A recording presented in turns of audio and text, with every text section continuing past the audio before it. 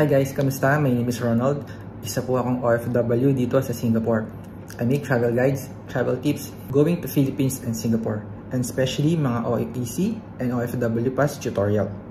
Meron kasi kaming flight September 16 pabalik ng abroad. Para updated tayo kung paano kumuha ng OEC for this month September onwards.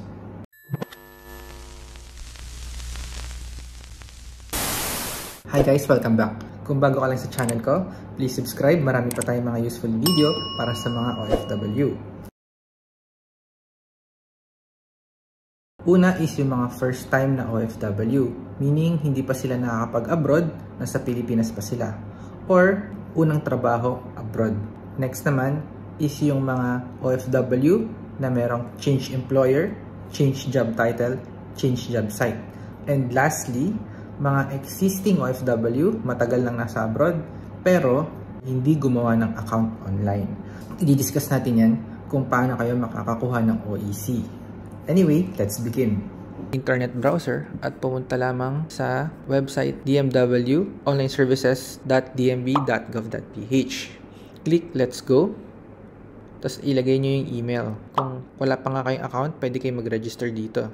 Tutorial video for registration of account. Meron po tayo dito, check nyo na lang. Kapag naman nakalimutan nyo yung account nyo or gusto nyo hanapin yung luma nyong record, pwede nyo piliin yung account recovery. Meron din akong isang video. Ayan, check nyo na lang to. So magla-login na tayo gamit yung email natin. Para sa mga baguhan, first time na magla-login, pwede nyo pang i-disregard lang tong error na to, yung about ng pag-ibig. So ito na yung dashboard. Ngayon, kung hindi nyo pa na-upload yung passport nyo and profile picture, I suggest i-update nyo na to. So, piliin nyo lang yung attach profile picture and yung upload passport sa baba. Ang next naman na gagawin nyo is pumunta sa My Profile. Ayan, nasa kaliwa. So, sa loob ng profile, hindi nyo na pwedeng galawin yung first name, last name, email, date of birth, gender, and email address. Scroll down nyo. Ang baguhin nyo na lang is yung mobile number and contact number. Ito namang sa address, optional din to. Pwede nyo sagutan o hindi. Okay lang. Pinakamahalaga na dapat nyo gawin is maglagay ng passport dito sa identification. Pero I suggest, dahil meron na nga tayong OFW pass, ilagay nyo na din yung working visa nyo.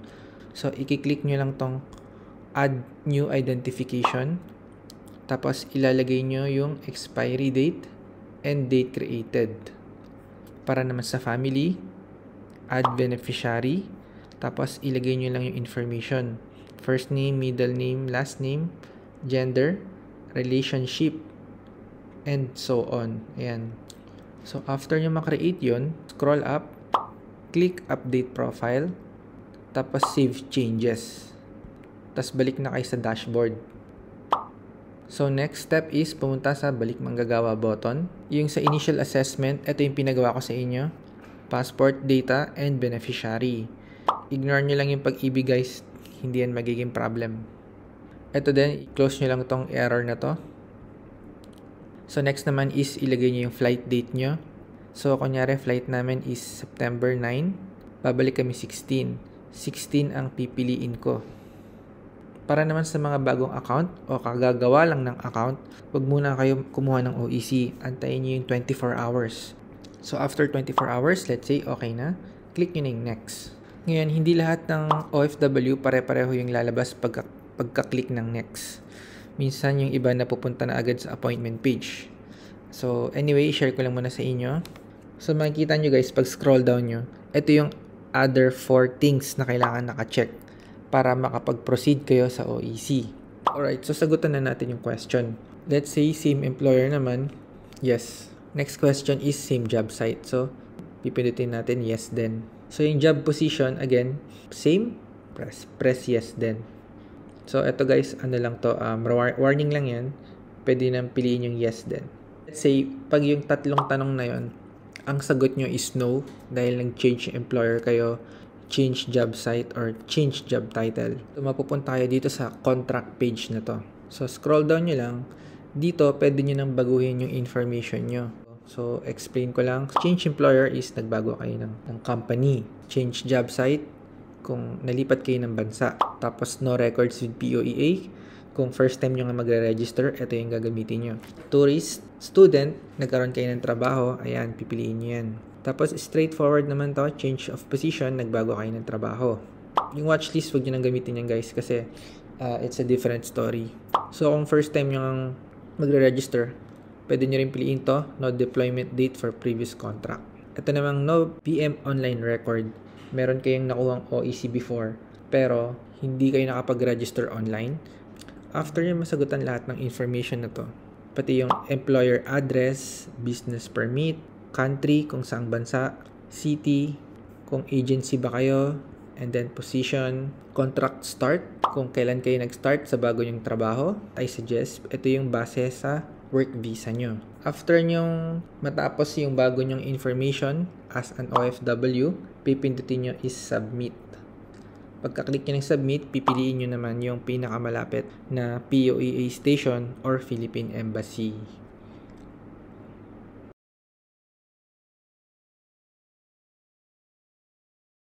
Balik lang tayo sa questions ulit. So, are you returning to the same employer? Lahat ng sagot mo is yes.